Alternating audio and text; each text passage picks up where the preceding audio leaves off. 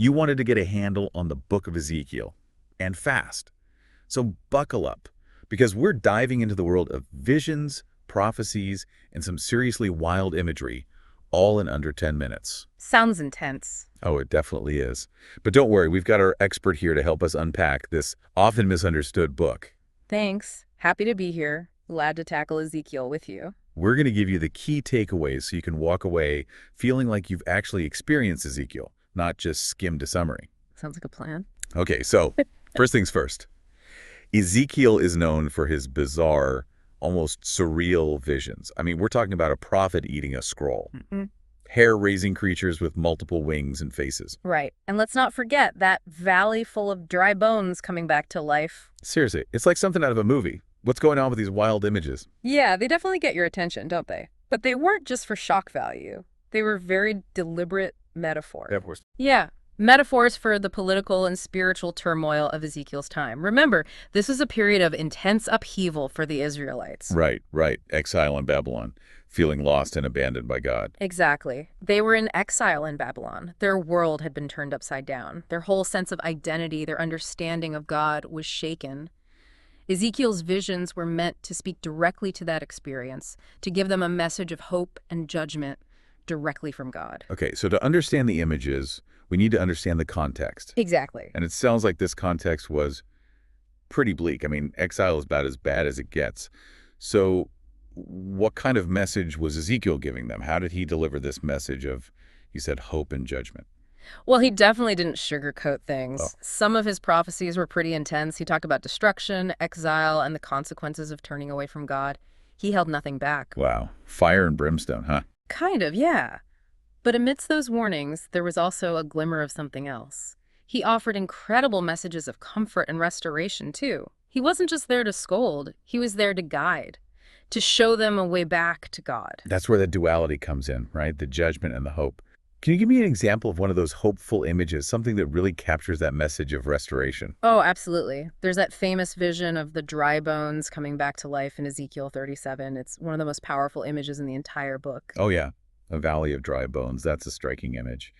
But what did it mean for the Israelites? Well, imagine you're an Israelite in exile. You feel like your nation is dead, your hope is gone, and then you hear Ezekiel describing this vision of dry bones being reassembled, coming back to life, becoming a vast army. So it was a symbol of hope. Exactly. A symbol of national revival, a promise that even though things seemed hopeless, God still had the power to restore them, to bring life from death. It was a reminder that their story wasn't over yet. That's powerful. And this idea of restoration, it's tied to that idea of the covenant you mentioned earlier, right? Absolutely. Ezekiel spoke a lot about the covenant, God's agreement with his people.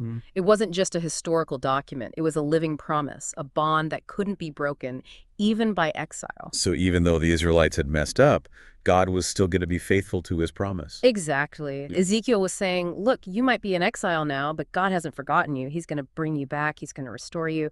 It's a message of incredible hope and resilience. And that message has resonated through the centuries, right?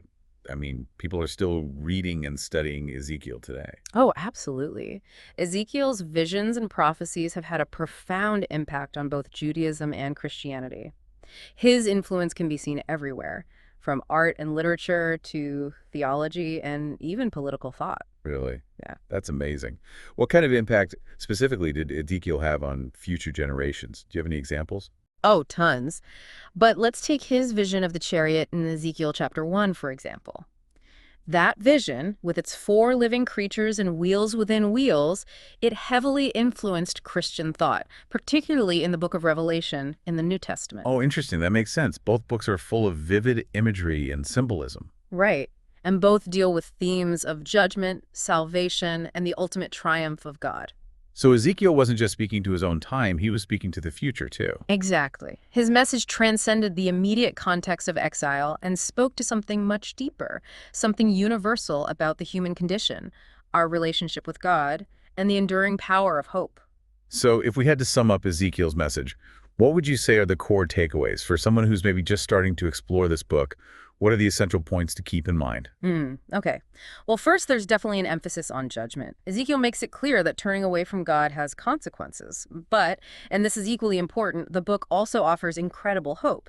It promises restoration, renewal, and the possibility of a fresh start. So it's not all doom and gloom. Not at all. It's ultimately a message of hope and the enduring power of God's covenant with his people. Even in the darkest of times, there's always a way back to God. And that's what makes Ezekiel so relevant, even today. No matter what challenges we're facing, there's always hope. As we wrap up, I'm curious, what do you think? Which of Ezekiel's images or prophecies resonates most with you today? And how might his message of judgment and hope speak to the challenges we face in the modern world? It's definitely something to ponder as you explore this amazing book further. Great question. I'd love to hear what our listeners think too. Let us know in the comments. That's it for our deep dive on Ezekiel. Join us next time when we'll tackle. Well, you'll have to wait and see, but trust me, it'll be another wild ride. I can't wait. See you then.